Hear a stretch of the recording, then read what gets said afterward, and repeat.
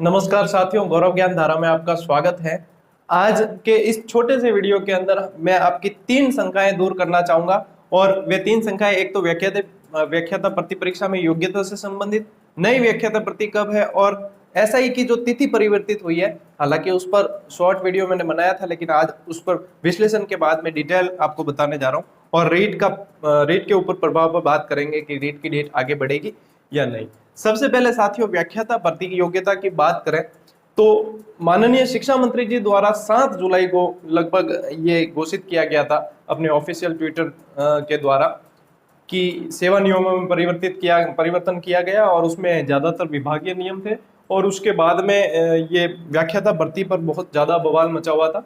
तो उसके अगले दिन 8 जुलाई को मैंने एक वीडियो बनाया था, सुबह अर्ली मॉर्निंग बनाया था, स्कूल जाने से पहले ही 6 बजे शायद, संभवतः मैंने ही उस पर पहला विश्लेषण करके वीडियो डाला था। तो उस रात भी पूरी रात विश्लेषण करने के बाद में जो वीडियो डाला था उसमें मैंने एक सुझाव दिया था, यदि आपने साथियों देखा हो, वो 30-35 हजार लोगों ने देखा है वो। तो उस पर मैंने एक सुझाव दिया था और मैं वह सुझाव जो देता हूँ विश्लेषण के आधार पर और विद्यार्थी हित में जो बात होती है वह कहता हूं मैं। तो उसमें साथियों एक सुझाव दिया था मैंने और अनुमान भी लगाया था, सुझाव भी दिया था कि यदि व्याख्याता भर्ती के अंदर बीए और एमए में समान विषय लागू करते हैं तो वह कहीं ना कहीं विद्यार्थियों के साथ न्याय संगत नहीं होता है।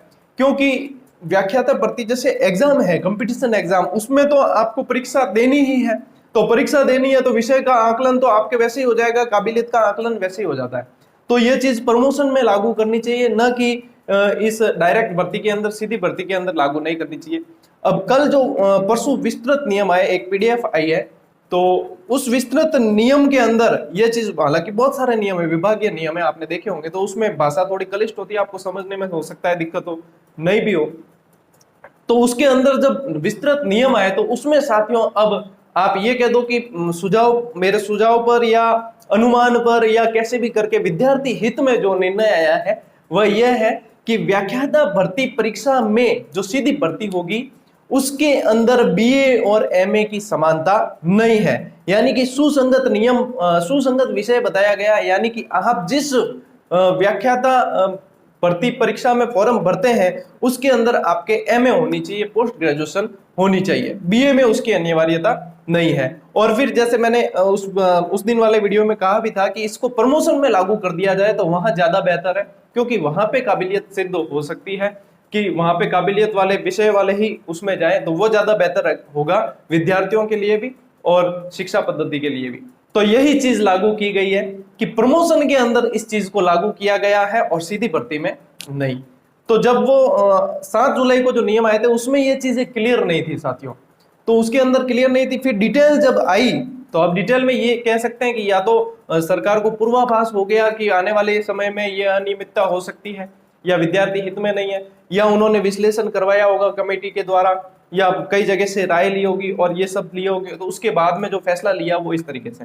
अब ये भी कह सकते हो आप कि अब देख लो साथियों, अनुमान है, सुझाव है, जो भी है, जो उस दिन का वीडियो आप जाकर देख सकते हैं, उसमें मैंने कहा भी था और उसमें यही चीज मैंने बताई भी थी। अब ये जो कलम होती है ना, इस कलम के अंदर ताकत खूब होती है, ये आप धीरे धीरे पहचानने लग जाओगे। क्योंकि मैं लिखता भी हूँ, राइटर भी हूँ, तो मैं अपने प्रयास अपने स्तर पर करता ही हूँ। तो उसके लिए किसी तरह की वो, हालांकि ये चीज नहीं बताई जाए, लेकिन आजकल ऐसे विश्व स्तरीय प्लेटफॉर्म पर नहीं बताई जाए तो विद्यार्थी विश्वास भी नहीं करते कि हाँ। तो दूसरी बात साथियों, नई व्याख्याता भर्ती कब आ रही है? नई व्याख्याता भर्ती यूं समझ लो कि आपके द्वार पे खड़ी है। 1 महीने के अंदर अंदर, या फिर 1 महीने मतलब लगभग 1-1.5 महीने के अंदर आपके नई व्याख्याता भर्ती आ जाएगी। मुझे ये लगता है कि रीट एग्जाम से पहले पहले नई व्याख्याता भर्ती का विज्ञापन आ जाएगा, विज्ञप्ति आ जाएगी। तो नई व्याख्याता भर्ती लगभग 5 से 5,500, 6,000, 5 से 6,000 के बीच में आने की संभावना है। वैसे 14-15 हजार सीटें खाली है, लेकिन 50% भरी जाएगी अपने डीपीसी के द्वारा और 50% भरी जाएगी। तो लगभग जो है 10-12 हजार ही भरते, कुछ खाली रखते हैं वो हमेशा के लिए। तो व्याख्याता भर्ती जो है लगभग 5,000 से ज्यादा सीटें ही आएगी, 5,000 प्लस सीटें। तो आपको करना क्या साथियों, आपका जो लय बनी हुई है ना, आपका जो मौसम बना हुआ है, आपका जो रूटीन बना हुआ है, चाहे रीट परीक्षा हो जाए और रीट परीक्षा के बाद भी इस रूटीन को जारी रखना है और फिर आ जाना है आपको सब्जेक्ट पर, और सब्जेक्ट पर पकड़ करके आपके बैक टू बैक, अब इसमें जो बीच में विराम देंगे ना वो थोड़ी सी इससे व्याख्याता भर्ती से दूर होते चले जाएंगे। सेकंड ग्रेड भर्ती भी आ रही है, ये भी बता दूं, व्याख्याता भर्ती और सेकंड ग्रेड दोनों साथ साथ आएगी लगभग। तो इस तैयारी को रूटीन बना हुआ रखना, तो आपके बैक टू बैक सफलता आपको मिल सकती है, बिल्कुल बीच में गैप देना नहीं है। तो ये दो बड़ी बहुत अच्छी अपडेट थी। अब बात करते हैं साथियों एसआई तिथि परिवर्तन और रीट पर इसका क्या प्रभाव पड़ सकता है। तो इसमें ऐसा है साथियों कि एसआई की तिथि परिवर्तित की गई है। अब दो चीजें मैं क्लियर कर दूं, एक तो क्या है कि कल जैसे ही डेट आई तो विद्यार्थी बहुत ज्यादा डिस्टर्ब हो जाते हैं, एकदम से कॉल मैसेज कमेंट सारे सब जरियों से संपर्क करके पता लगाना चाहते हैं। तो 1-1.5 मिनट का मैंने वीडियो जारी करके आपको उसी टाइम ये संतुष्टि तो दे दी थी कि रीट की डेट आगे नहीं जाएगी, आप निश्चिंत होकर पढ़ाई करें।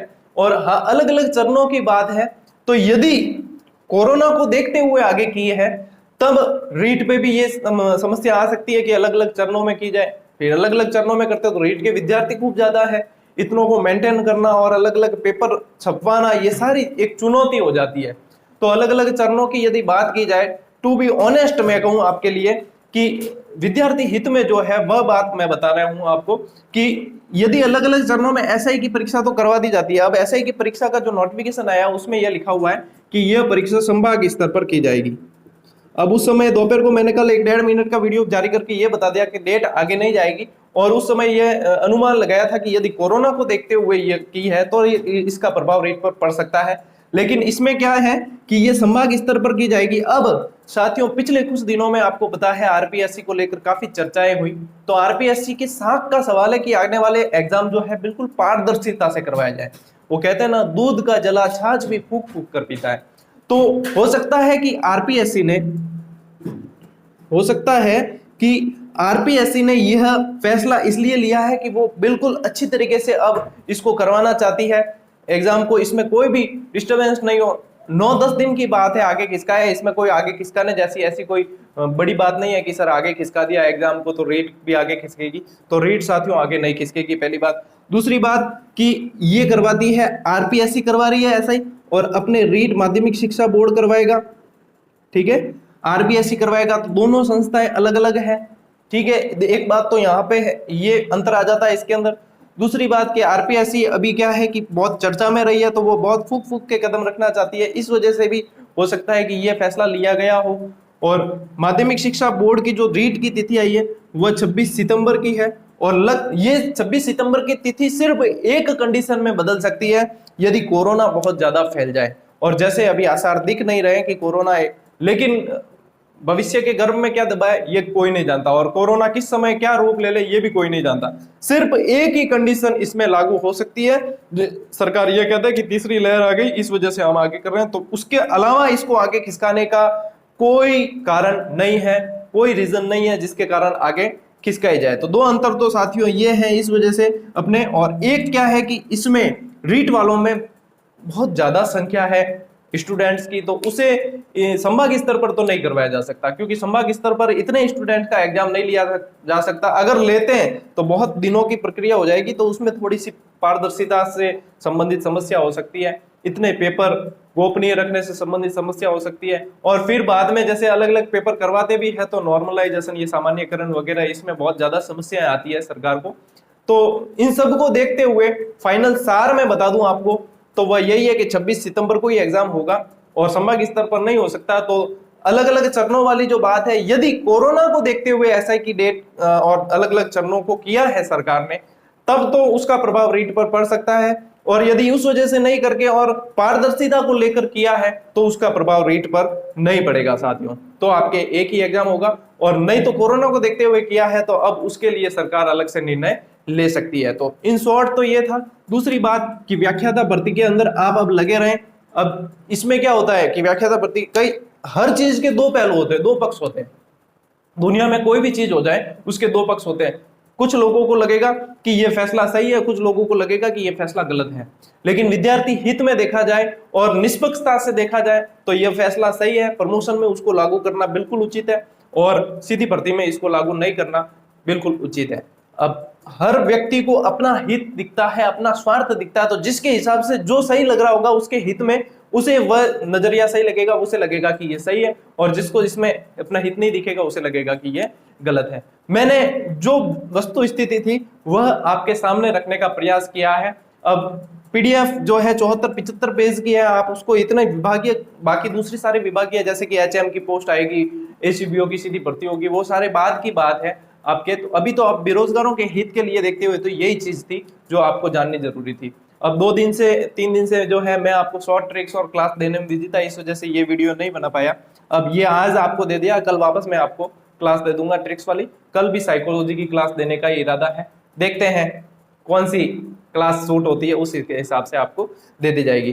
तो साथियों भ्रमित बिल्कुल भी मत होना, एग्जाम डेट वही रहेगी, बिल्कुल किसी की बातों में नहीं आए। ये भ्रम जाल फैला हुआ है, माया जाल कहते हैं ना, उसी तरीके से भ्रम जाल फैला हुआ, उसमें नहीं पड़े, मोबाइल को साइड में रखें और पढ़ाई में ध्यान दें। जो जितना पढ़ पाएगा कॉन्सेंट्रेट करके वो उतना ही सफलता के पास पहुंचता जाएगा। तो मिलते हैं साथियों अगले वीडियो में, तब तक के लिए राम राम, जय हिंद।